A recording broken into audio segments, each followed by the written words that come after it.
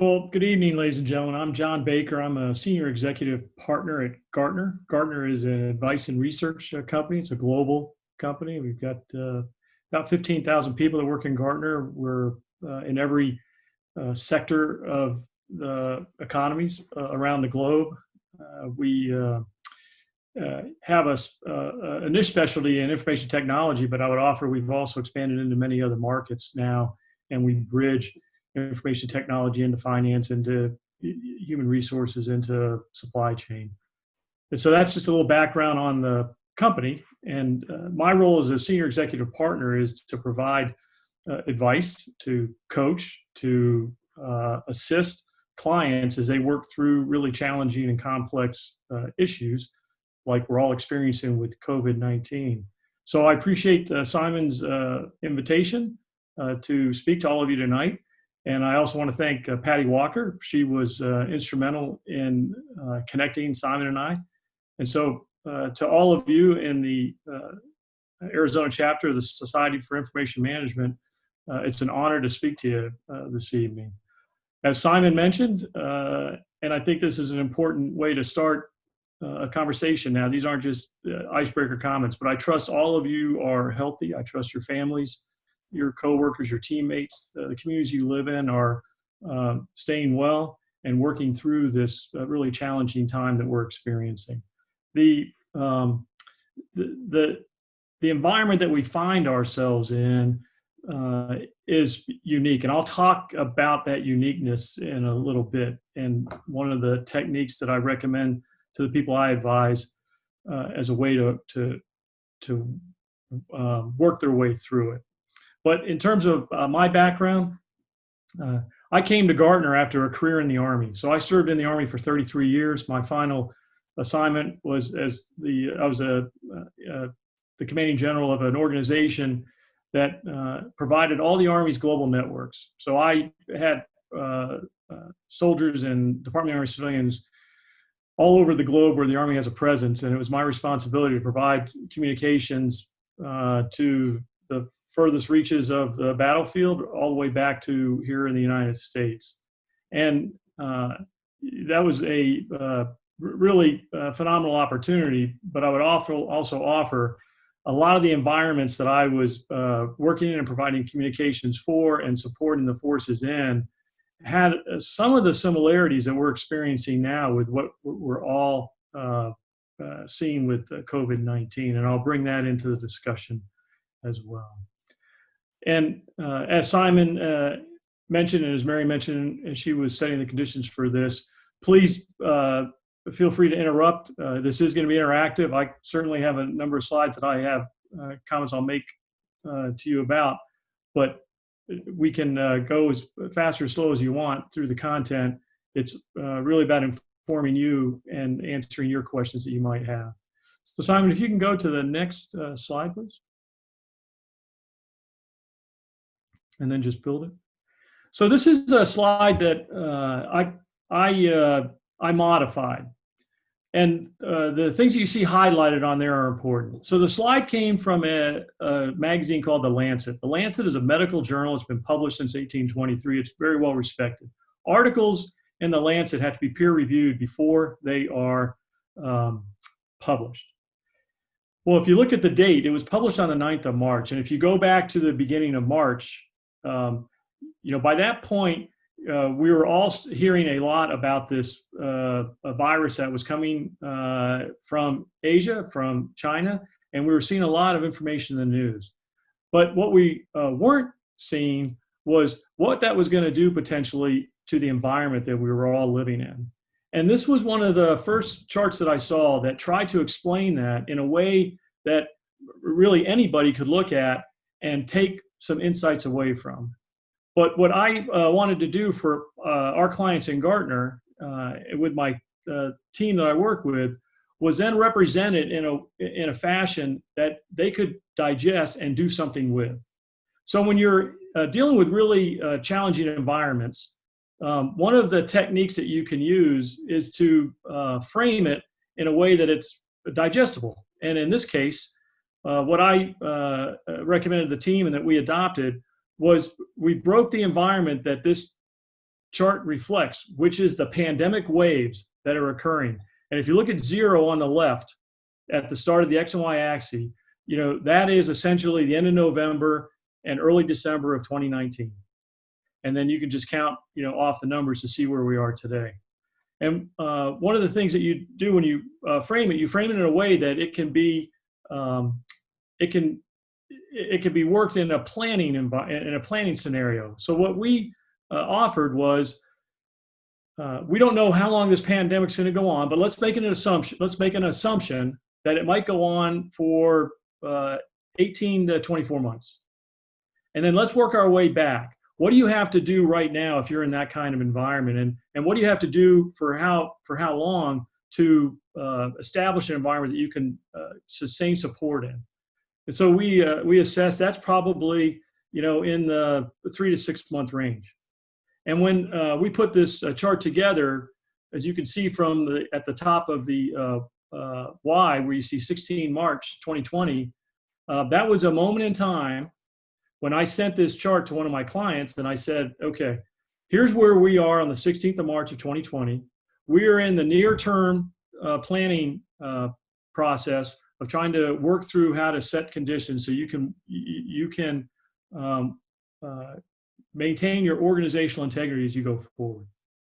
And so what I suggested to my team and to my clients was, look at this in a 90-day increment. Start planning that you've got to build resiliency now into the network that you're trying to provide and support your remote workforce with over the next 90 days. You've got to essentially identify what you can do to support remote work, and then make the adjustments that you can. But as we used to say in the Army, when you make contact, you're going to fight with the network you have. You can want all the things out there, but you're going to fight with the network you have. And that's what my clients and all of you are now experiencing. You are essentially fighting through COVID with the network you have.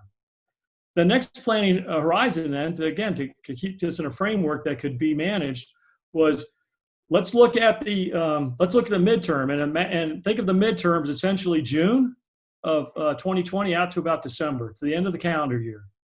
And what I proposed to my team and my clients was that's an opportunity to essentially harden, to build up capabilities now that you know where you have seams and gaps and shortfalls. And so the tendency when you first are put into this kind of environment is to be very focused, essentially at a very close level. What's going to happen tomorrow, next week, maybe 2 weeks out. My counsel to the people I advise was that is not going to work here. While you've got to shore up your existing capabilities, you also have to be looking out 6 to 9 months now. Because if you don't, then you're not setting the conditions with the resources that you have to build up that network capacity that enables this remote work. And then the last piece that I framed for them was, you've also got to have part of your team now looking at the long term, and think of the long term as what you see there. It's September to December 21. It goes out now into the next calendar year, and so that's important from a budgeting and resourcing perspective.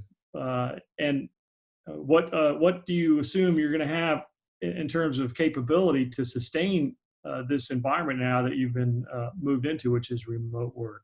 So that was the point of this chart, was to show based on a medical assessment what was going to be happening as the pandemic came into the United States, and then allow planning to occur that could essentially frame in segments, near, mid, and long, ways to work through this with the organizations that my clients lead or support, and come out the other end in a good fashion. And then the last piece is this blue box that you see down in the bottom right, and that is that's tied to the essentially the preservation of life, the protection of the workforce. And there's another briefing that I pushed out that that my team uses and I've shared with our clients that walks them through how to do a risk assessment. But essentially in this box, what you see are how to categorize the environments that people can exist in and still survive. And it's a leader's responsibility to make that assessment so they're not putting people in harm's way or in danger unnecessarily, or they've taken the precautions to mitigate that danger or those risks. And that's what you see with those rating levels. And in our own conversations within Gartner, I can tell you we got up to the we got up to the H and the E, the extremely high and the high, pretty quickly with the suspension of travel, the closings of office, the moving everybody to remote environments. And Gartner's a virtual company, but the majority of Gartner was already doing work virtually, but some amount of our staff had to come out of offices in Connecticut and Florida and Dallas and work from home. I'll pause there before we move to the next chart, see if there was any questions on why we put this chart together and how it helped us to do planning for this pandemic. Hello, are there any questions? Now is a good time to ask. Not seeing any in the Q&A channel yet. Me either. All right. Yeah, Great. let me just ask a quick question, actually. So John, is this current as of the 16th when you sent it out, or is it actually still up to date? That's a great question, Simon. I made a decision when I was putting this presentation together for your chapter to show you a product that I sent out on the 16th of March. So this is not current as of the 15th of April, because I wanted to share with you the kind of planning assumptions that we made in Gartner a month ago to help the people that we support understand the environment that they were now operating in and how to successfully move forward through it and in ways that we could assist. And John, we do have a question from one of our members, Jeffrey Uchida. He'd like to know how this ties to the business. So Jeff, thanks for that question. Talking to a lot of my contemporaries, we went, and I'll show this to you in a future slide, but essentially people went from, for the most part, working in office spaces, designated locations with an infrastructure to support them, to overnight working from home, an environment that most organizations had not anticipated or built up an enterprise to support with a similar, capable ecosystem. And so what you immediately found was disruption. And it wasn't just disruptions to calendars, it was disruption to workflows. It was disruption to the economies of sustaining a force that has now gone remote and doesn't have the peripherals that they can take home to work from. And so that very quickly started affecting companies' cash flow. And in many cases, until companies, shut them off, people started ordering things to be able to work from home successfully that had never been accounted for in budgets, for instance. And so this recognition that they were going to have to find a way to work through this. This wasn't a short-term effort. They were going to have to, in the near term, build up the resiliency, identify where their seams were or their gaps, spend money to ensure they've got capability, recognize that they have an opportunity to harden as necessary to improve during the summer months before the next wave hits, and then what's the long-term fiscal plan to sustain this. That's how it affected the business. Jeff, did I answer your question?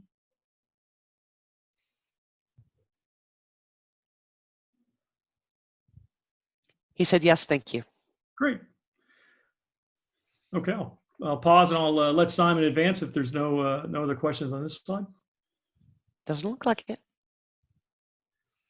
So this has become, I would offer, a major subject for all of us, and that is, how do you work from home successfully?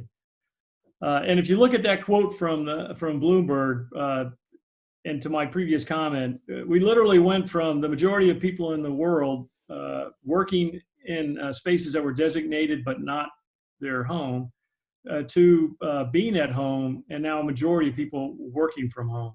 And weren't a lot of pilots done. There wasn't, a test case.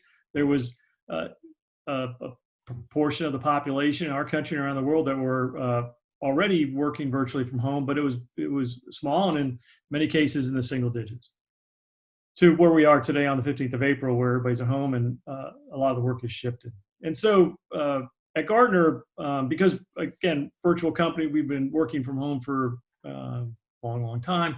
We've built up an understanding of this environment, and as we counsel and advise our clients on opportunities to distribute their workforce, mostly for effectiveness or cost savings, the chart on the left, demonstrates some of the questions that most leaders would have before they wanted to make that decision. And that bottom one is the one that most leaders faced immediately as the workforce is all transitioned to remote locations, their homes, back beginning roughly the middle of March. And many, not all, but many organizations found they had come up short, that they didn't have the infrastructure. And then there's a lot of work and a lot of research that we've done on empathy, and empathy tied to understanding the environment now that people are working from home. And a lot of those questions that you see in the right box, what's on the mind of the remote worker, those were all valid questions, and they still are, but they were all valid questions prior to the middle of March. But now in the red box below, I can tell you from my interactions with my clients and asking these questions, and then just from other contemporaries, it's those questions on the bottom now that are topical and are probably in priority order. This is very much about how people are doing with maintaining their health, how's their family's health, how their teammates, and then as we're watching our economy and we're seeing the unemployment numbers drive up, what's their financial future, and how are they going to navigate this crisis. So when we're talking to our clients, we start to share with them insights on how to get remote workers to success. So part of it is equipping them with capabilities, allow them to use bring your own device if they have the security policies that they are comfortable with that mitigate the risk, or allow them to take the peripherals from the office, put them at home, or equip them at home with additional peripherals and make the spend to do that. Identify where the best times to work are. I've got a number of clients that work on the West Coast, but all their VPN support is on servers on the East Coast.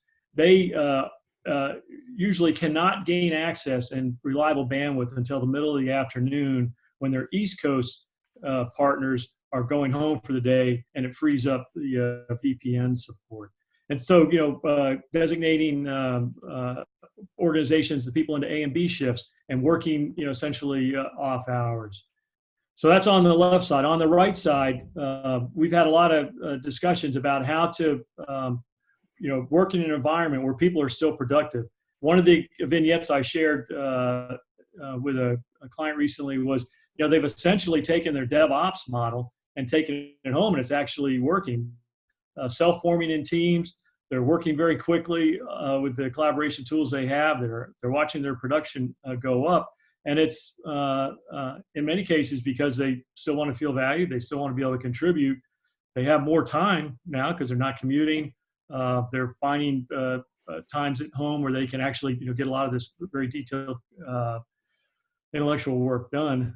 So we're providing recommendations on how to accelerate that and benefit that. But I'll pause there to see if there are any questions on this chart on how to help remote workers.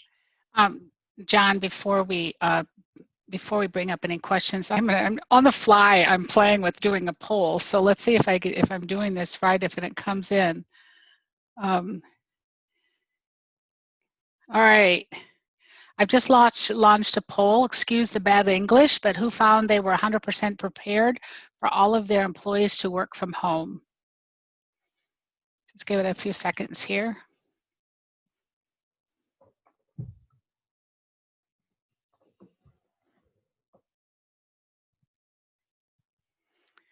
Okay. Pretty good with the responses here. Give it a few more seconds.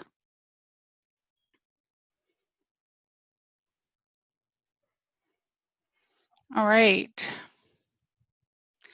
So what we came up here with is, can everyone see the poll? Okay. We have 29% were prepared, whereas 71% was not prepared. John, how does that fit in with the data that you all are seeing at Gartner? Tell me the percentages again, Mary. It's 28% were prepared, 70%, it's now 30% yes, 70% no. So I guess we're not seeing the results, Mary. We just see that. I still see the question. Okay, it says attendees are now viewing question. I don't know, and polling. Okay, sorry about that. I don't know what I'm doing here, obviously. Oh, there. And Jim, it was because we're panelists. Okay. Panelists couldn't see it. Okay. We couldn't answer and we couldn't see it. Okay. Okay, but the number landed at 70-30, 70 being no, 30% being yes. That fits in with what we're seeing. Okay. Thank you. Thank you, everyone. If you were doing digital transformation, if you were, I mentioned before, Gartner's a virtual company. So I would tell you Gartner was in the yes. When we transitioned, it was, there were a number of Gartner folks, but in terms of percentage, it was a low percentage that had to move to their home environment. But everybody else just kept going. There were, a number of companies that were able to make that transition. The majority have had to work through it. And from the previous chart to this chart, that was the advice I was giving. And a lot of these organizations, they all of their sustaining base capabilities for their enterprise are essentially co-located. In some cases, they have some capability in the cloud, but they're still tied to data centers. They're still tied to peripherals on desks without a lot of virtualization. So this was a very challenging environment. But I would also offer, this is where leaders just took charge and drove through this. And what I also saw was a lot of innovation, iterative improvement, leaders taking some amount of risk to sustain their capability to perform their functions, and underwriting that risk and being accountable for it. I had a couple of people make decisions that they actually had to walk back about a week later because it was a little too much risk. But in that moment, it was better for them to act than it was for them to delay, because people want to see, how leaders are going to work through challenges like this. And I would offer a lot of ample opportunity out there. Hey, John, can I just ask a quick question? Actually, Bob Fraser raised it on the chat line, which I thought was very good. Maybe you're going to cover it later, and if you are, please say. But, now we've all been forced to do this mass experiment, and, it's been pretty successful, I think, by and large. This is not like an elastic band. It's not going to go back, right? So at the end of this, how many people this is going to become the new norm, and they're not going to revert back to being in the office? Yeah, Simon, excellent question. I do have a slide that addresses that. I would offer this is a new normal. Great, thanks.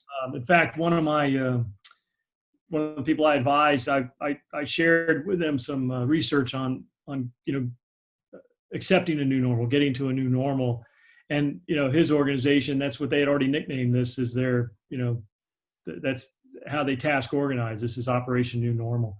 We're going to be in this for quite a while, and going back to my first chart on those planning horizons, people who recognize that, leaders who recognize that they've got to now do planning that affects out to 18 months to 24 months now, are going to be in a much better position because they've started making the adjustments to support that. If if you are working through this in short-term bursts, I think that you're going to find your organization is going to be challenged. So this chart about assessing risk and implementing resilient response plans.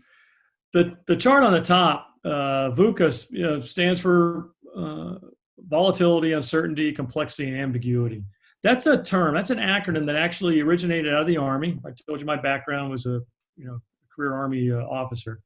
That's a strategic way of thinking that the Army has been doing since the mid '80s. And essentially, when we identify environments as being VUCA environments, volatile, uncertain, complex, and ambiguous, they're environments that generally nobody's seen before.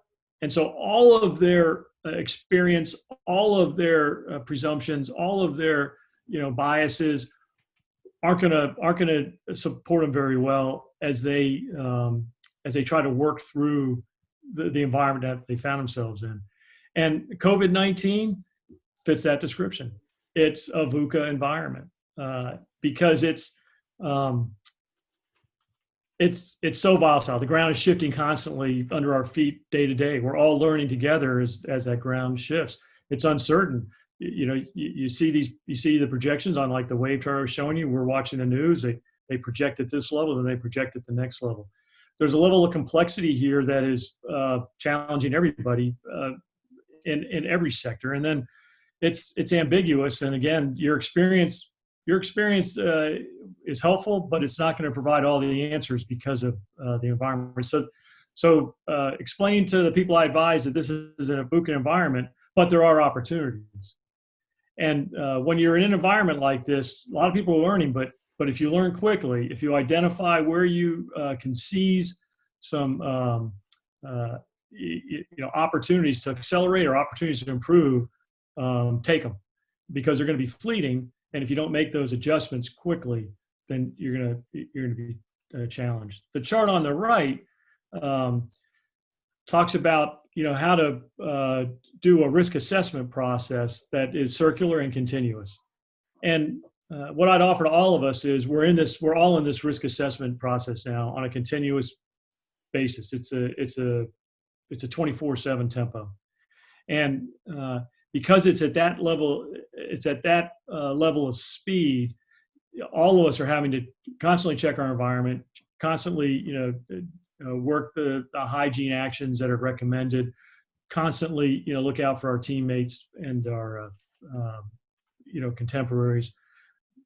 And essentially work our way through it.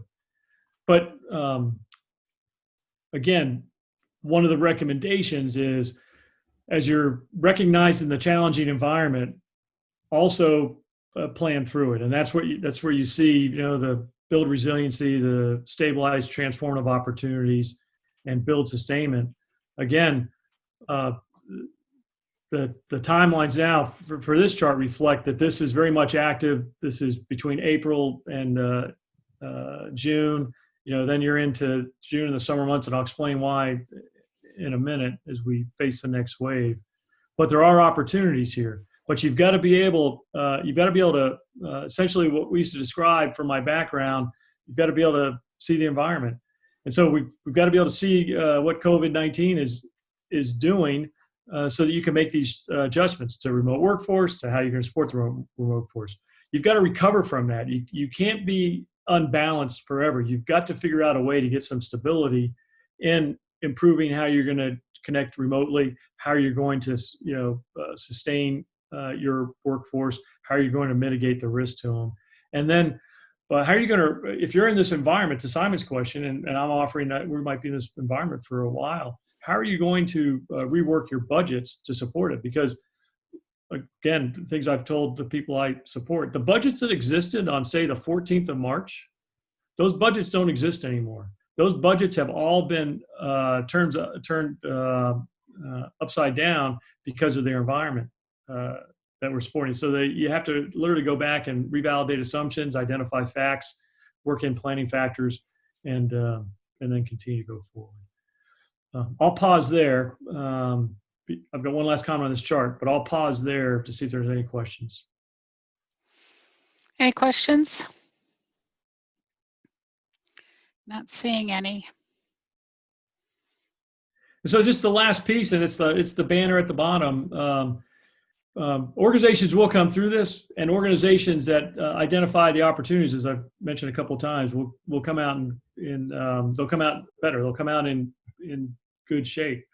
It'll be a struggle for a number, but if you can identify opportunities to improve and build your capabilities that reflect this environment that we're in now, so that you don't have a workforce that's totally supported from a fixed location anymore. You're able to be very agile, and going forward, you've got the abilities to sustain it from a fixed location or move to a remote location and maintain a capability in both areas simultaneously going forward. I think those organizations will be well prepared for our environment going forward if this does indeed go for 18 months or longer. So if there are no further questions, we can go to the next chart. And then this chart is just essentially it works around a framework that you can see up there, the continuity management framework. But there are some definite steps that organizations can take, leaders can take. And as you look at the bottom and work your way to the right, first and foremost, you've got to assure the safety of your organizations, your workforce, your contemporaries, you and your families. And so in this environment, enabling them to remain safe, I would offer, is the number one priority for all of us. Because we went to this immediately without really any preconditions being set, it has opened up a number of security vulnerabilities that all of us need to be identifying. One of the recommendations I provided to a client a couple of weeks ago, he had, like you, moved his organization to remote footing. I said, okay, now you got to get your information assurance professionals on this, and they ought to start auditing all your policies right now to see where seams or gaps have opened, which are exposing you to potential, challenges. The next one over on the shift on the mission critical workloads. If you were already in a cloud enabled environment, or a multi-cloud enabled environment, you're probably in a pretty decent spot for maintaining sustainability with apps and support. If you hadn't gotten there yet, or you'd only partially gotten there, you're probably having to work through that right now, and you're finding in some cases work that is going to be harder to accomplish because of where it's where it's residing and its inability to be transported because of latency issues, for instance. And then if you go over to the far right box, I had one organization, thousands of people in it, and they made a decision, and it was the right decision to make at the time, and it was who can opt out from coming into work based on pre-existing conditions, for pre-existing medical conditions.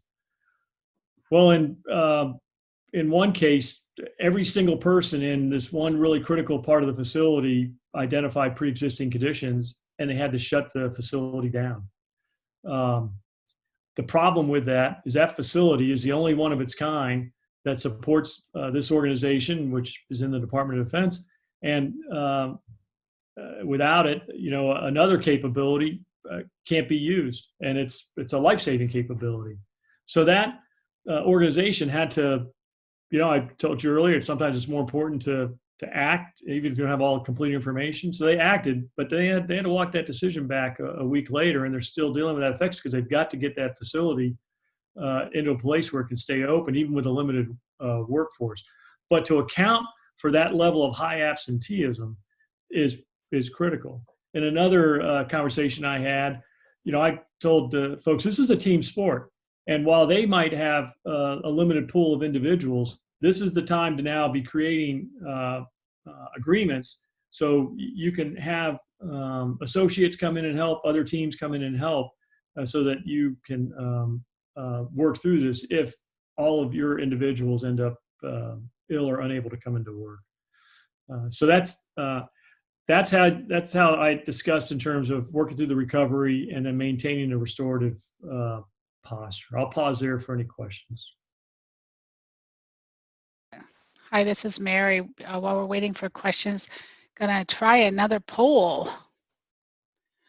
Who is allowing personal-owned technology to work remotely versus company-provided tech?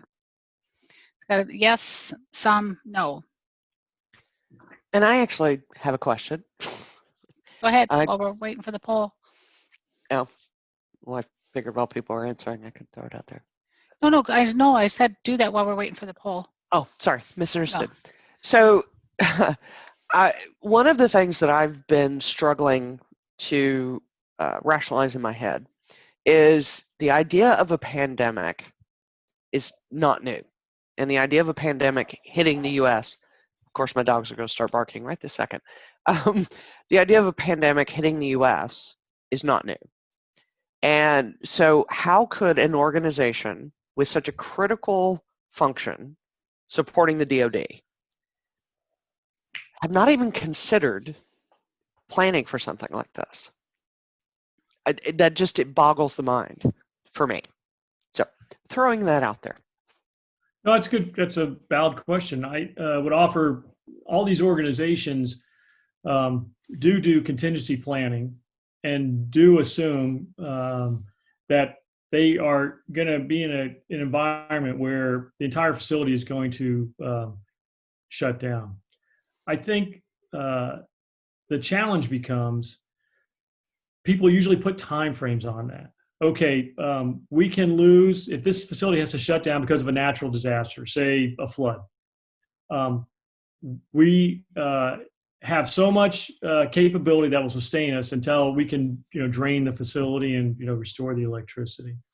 I think what's challenged everybody in this environment is the timeline is open-ended. And the policies, as I mentioned, they made a policy decision. They said, hey, we're going to, say these are conditions, and if you meet these conditions, you can, not have to come into work. The challenge in doing that is because there's no end in sight. If everybody in this facility that's been highly trained never comes back to work, that's a scenario that most organizations probably did not have as validated assumptions.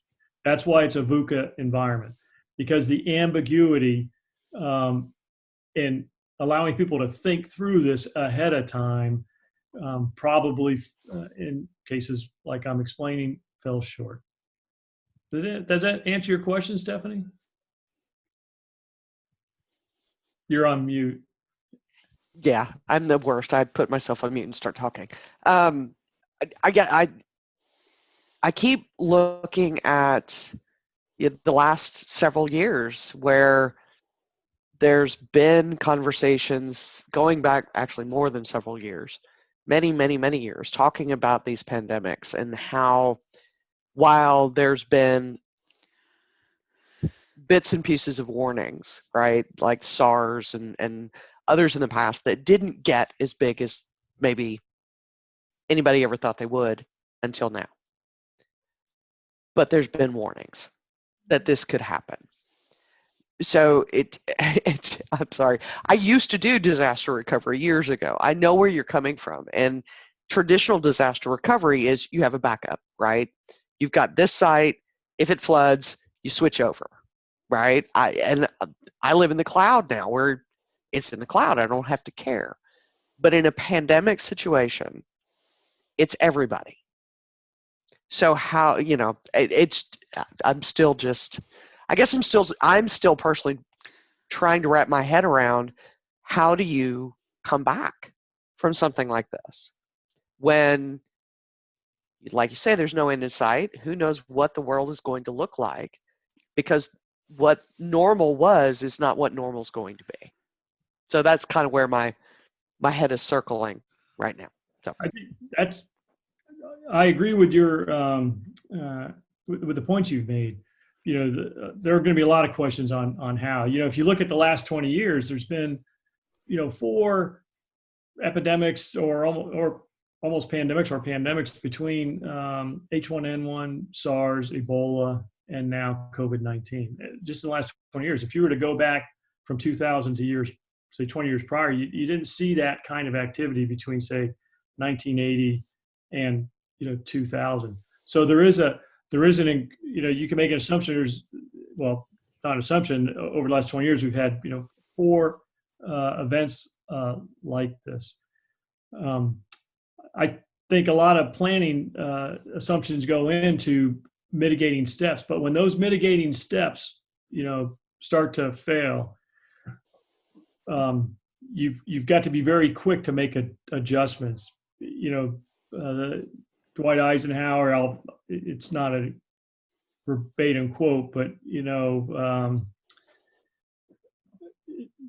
planning is everything. It's not necessarily the plan. It's all about planning. And how agile are you in making adjustments as your assumptions are starting to fail?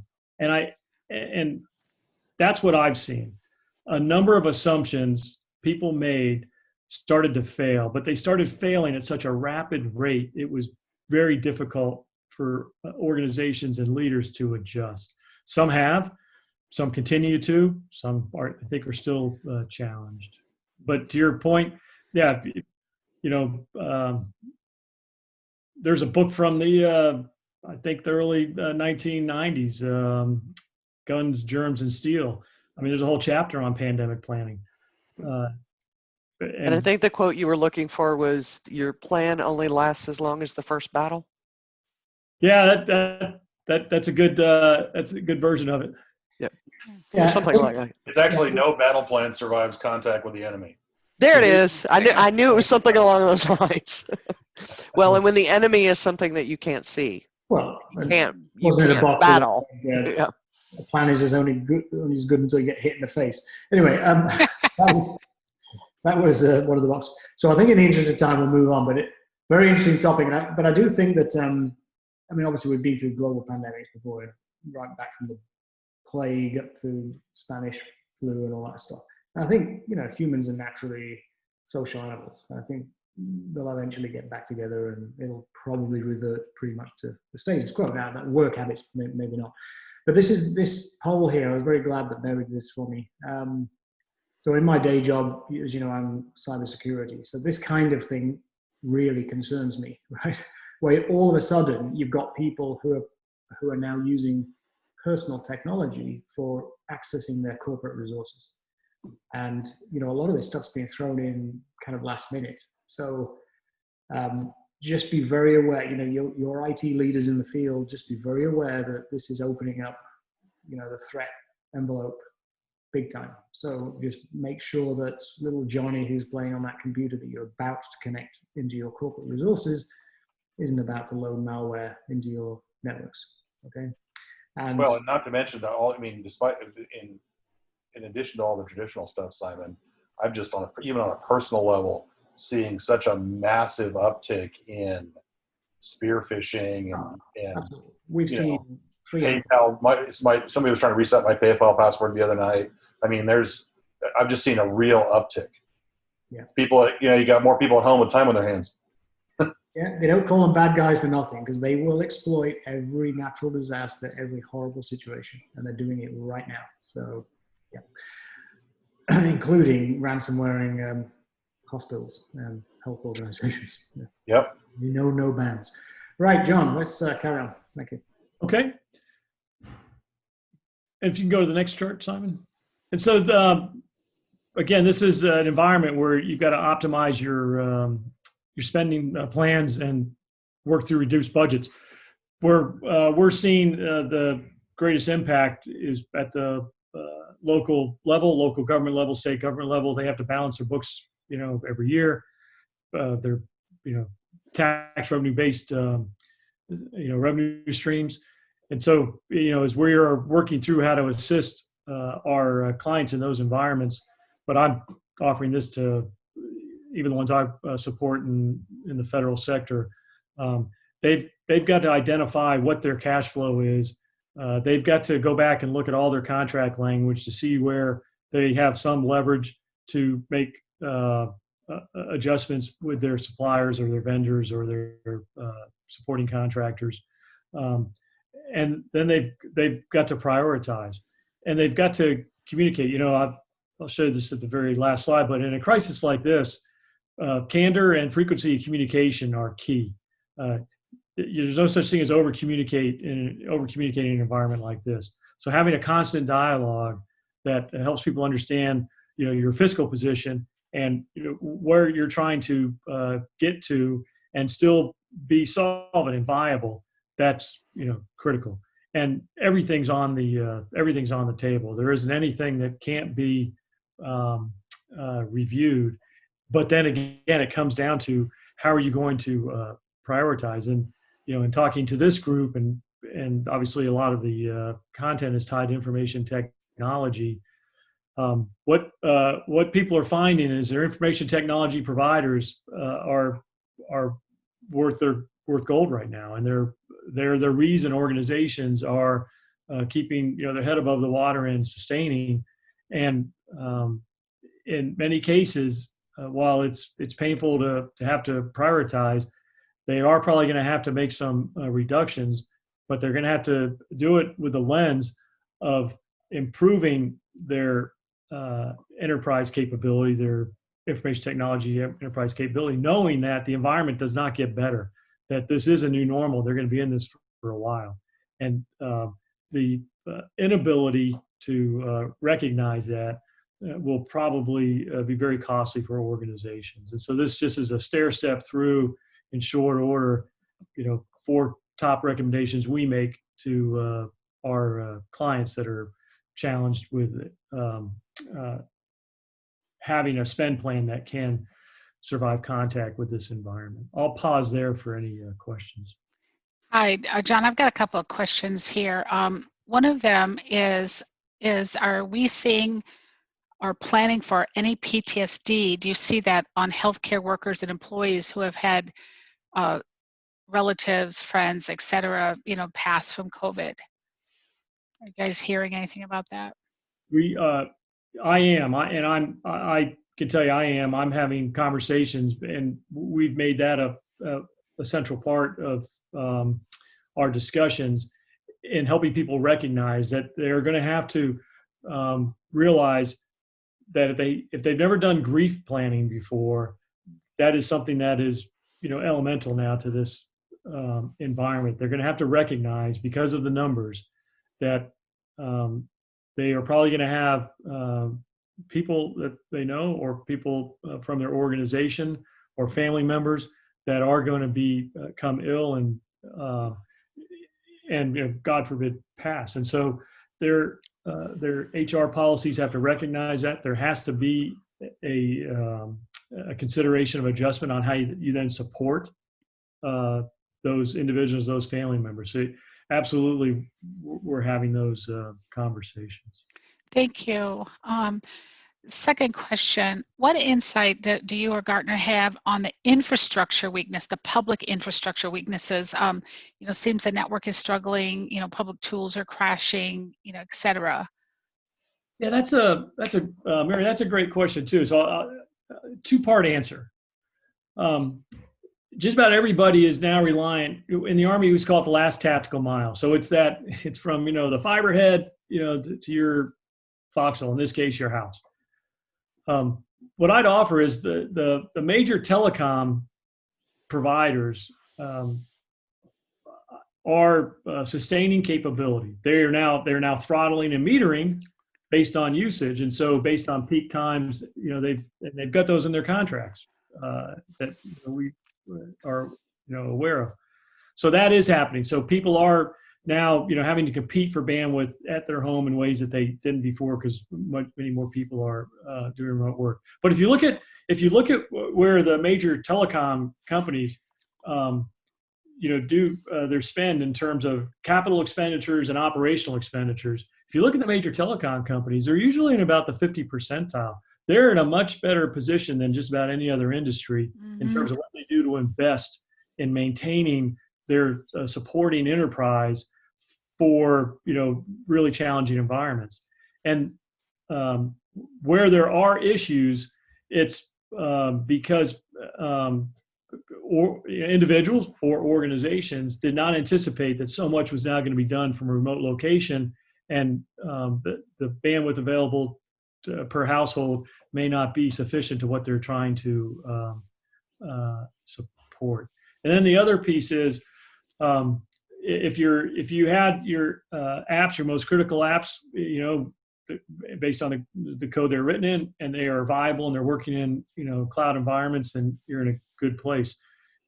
If you had already set up a multi-cloud strategy, you're even in a better place. And if you have a hybrid cloud where you recognize where some of your apps are going to have to stay in latency physical data centers, but you made adjustments for that, you're even better. If you haven't done any of that, you got real challenges. Does that answer your question, Mary? I'd like to ask Michael and Patty. You both asked such great questions. If that's answer your questions, let me know. But gosh, I think I work from home all the time, all day long, and it's been comical having clients telling me that I might have a bandwidth problem because my kids are watching, doing school, my husband's watching Netflix, everybody happening at all at the same time. So the point you made around the in-home infrastructure is extremely, prevalent. So interesting. Yeah, just a couple of points from me as well. I think you may even be covering it on the next slide, John, actually. But it's interesting to see how the industry at large has come together voluntarily to try to help, right? So you've seen the content streamers drop slightly the bandwidth or the resolution and quality of video and that kind of stuff, try to take some stress off the core infrastructure. And it's interesting how on a global basis they have really reacted on a voluntary basis. And I mean, up to this point, I think we're doing pretty well from an infrastructure perspective, which is great. Before we leave this slide though, obviously you've seen people holding payments from vendors or holding up payments to suppliers, or customers not paying you.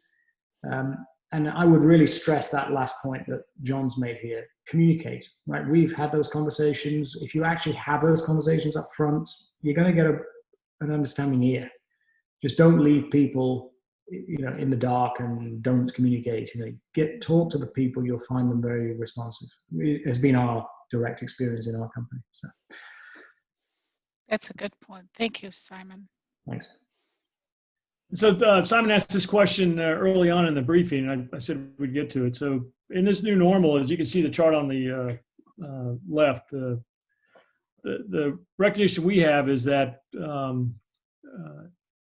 there's going to be a significant part of the workforce now going forward that will work from home. Organizations are going to sustain that. In many cases, they'll see the benefit. I mentioned, in DevOps, the agile framework worked pretty well in some cases. Less fixed structure costs in terms of rental leases or support to HVAC. So as those things get firmed up in spend plans, I think you're going to see that. There's also then going to be what people want to desire to do going forward. So many people have now been introduced to this remote work environment. They're going to have to have a family discussion about what they want to do now going forward. What is most appealing to them and how they can contribute and where they can have the greatest impact. But what we believe is that this is going to be sustained, and this is going to be a new normal. And then if you look, if you can just go back 1 minute on the last chart, there is, I would offer though, and we, there've been, cartoons made about this, skits, on YouTube and the like, but there is, this continuing gap between, what people have an understanding of in terms of technology capability, and then where the technology is. And so the technology gets better, faster, there's a complexity element to it, and individuals' ability to keep pace with it, continues to separate. And you've seen some of that play out. So the technologies that are, very, app-like capable, limited interface beyond just the front panel, those will be success. If it's much more than that in this environment, I think people will still, generally be challenged with it. So just have that recognition. And then I won't go into, but you can see what I've highlighted in terms of how to continue to be resourceful in planning through this. I'll pause there to see if there are any questions, then we can move to the next slide.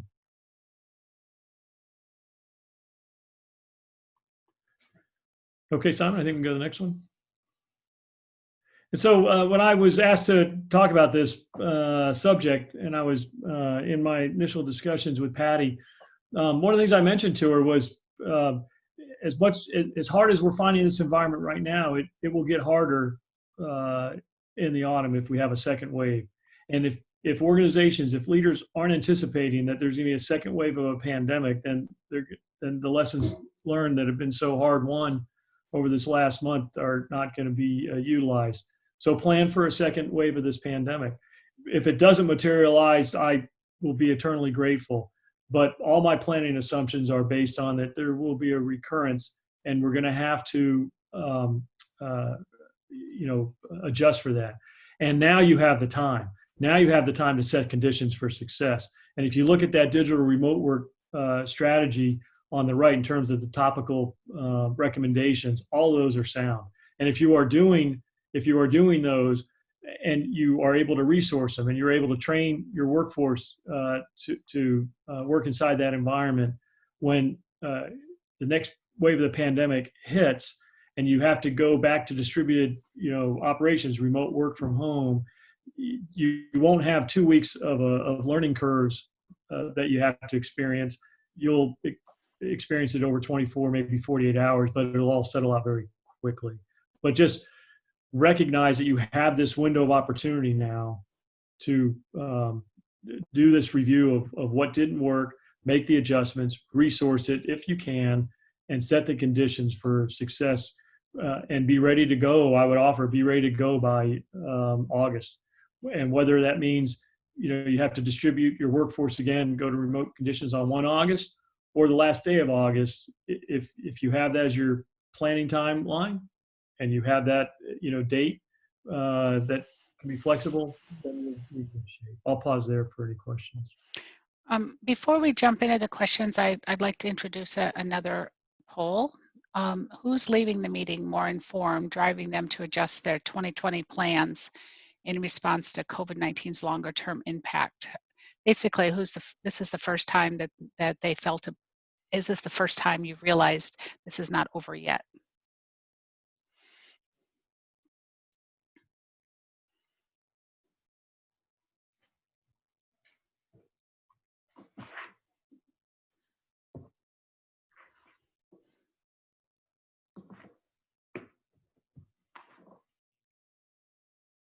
It's got some good responses going here.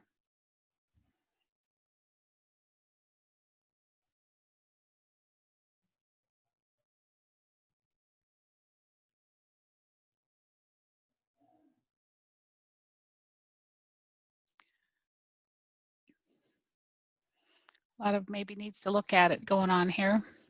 It's going to come up here in a minute as soon as I'd like to go. Okay, I'm going to end the polling now.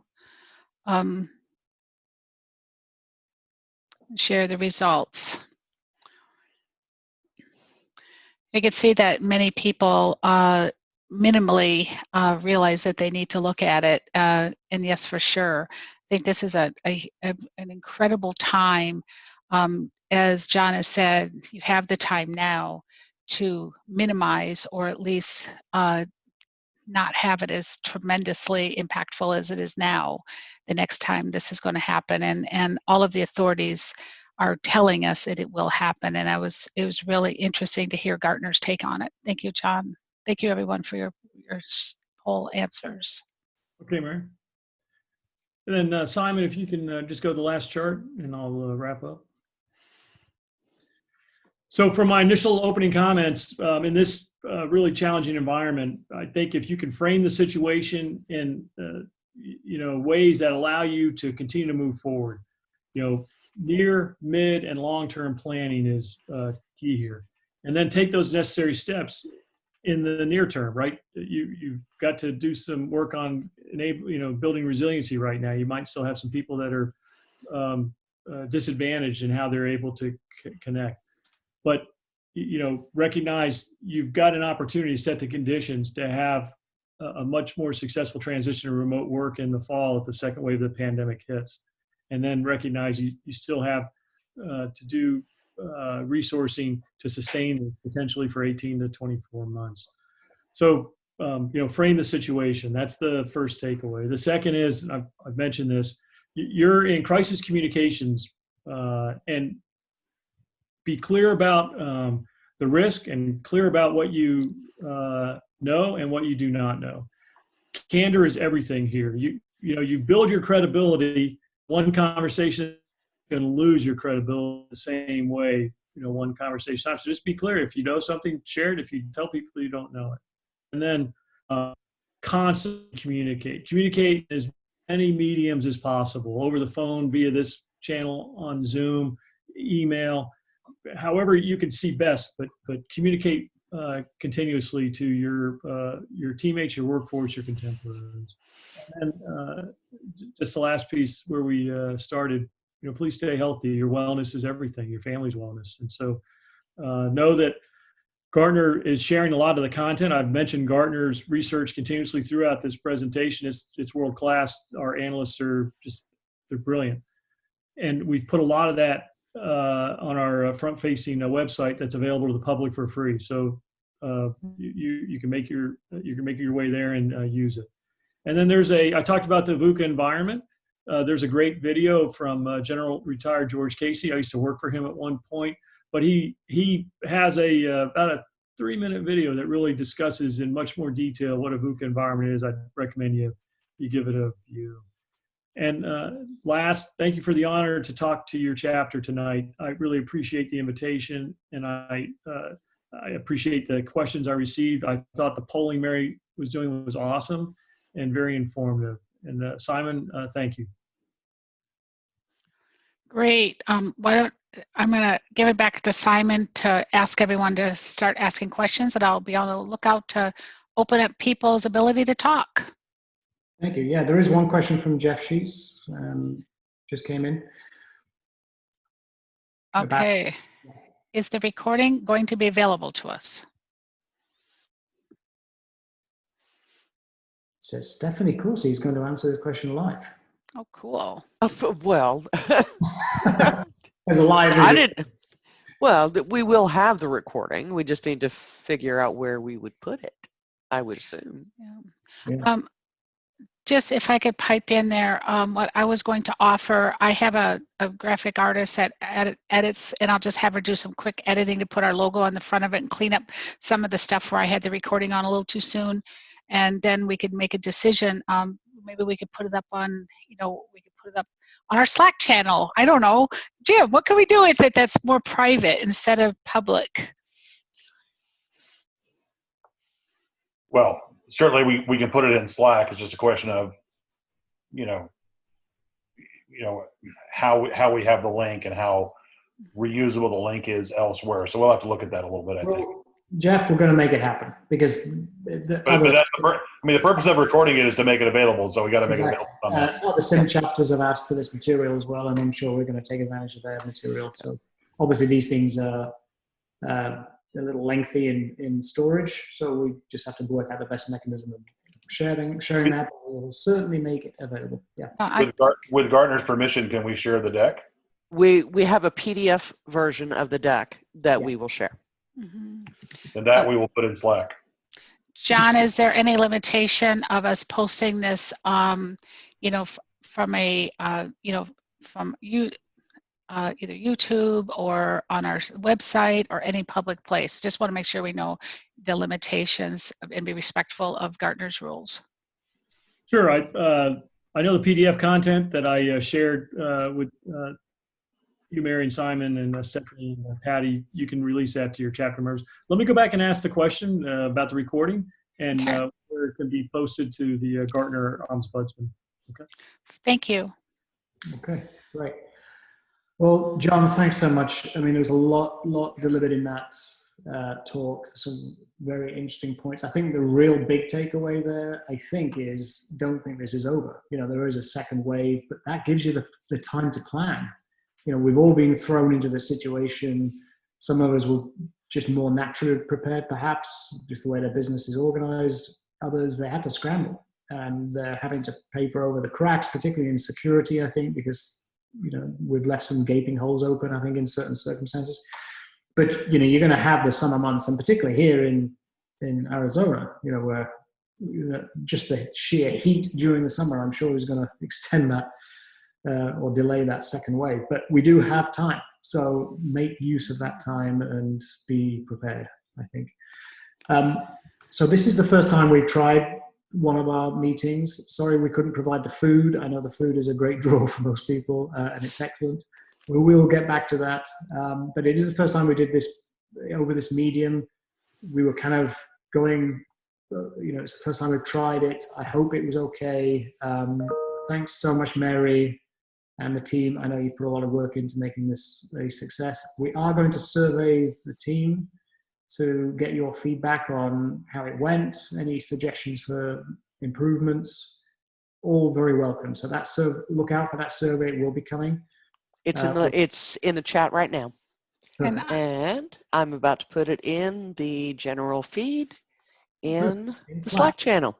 Now, just as an incentive to get you all on Slack, we're going to make the results available on Slack. Okay? So if you want it, get signed up. Oh, looky there. And I'm going to install the SurveyMonkey link in Slack right now. There you go. Any final questions in the QA channel or anything, Mary? No, I don't see anything. Okay.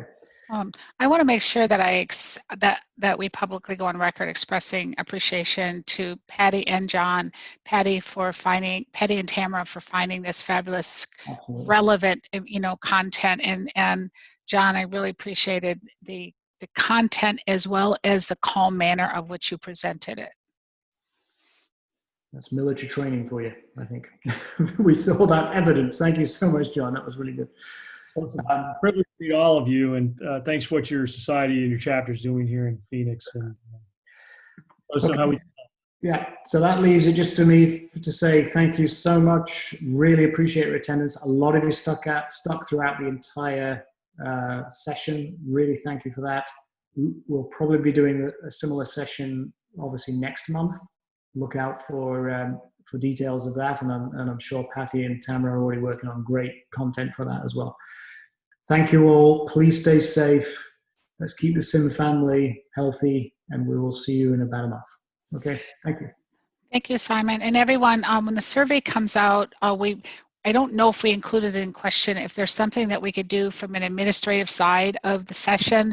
I'm learning this tool. I don't use it in this large format, so I'm open to constructive feedback. That's for darn sure. We were learning how to do the polls on the fly, Simon and I, so thank you. Yes, we don't need to sneak peek behind the curtain. Exactly. Thanks. All right, thanks all. Have a very good evening. All right. Thank you so much, Sean. Thanks, everyone. Good night. Good night. Good night.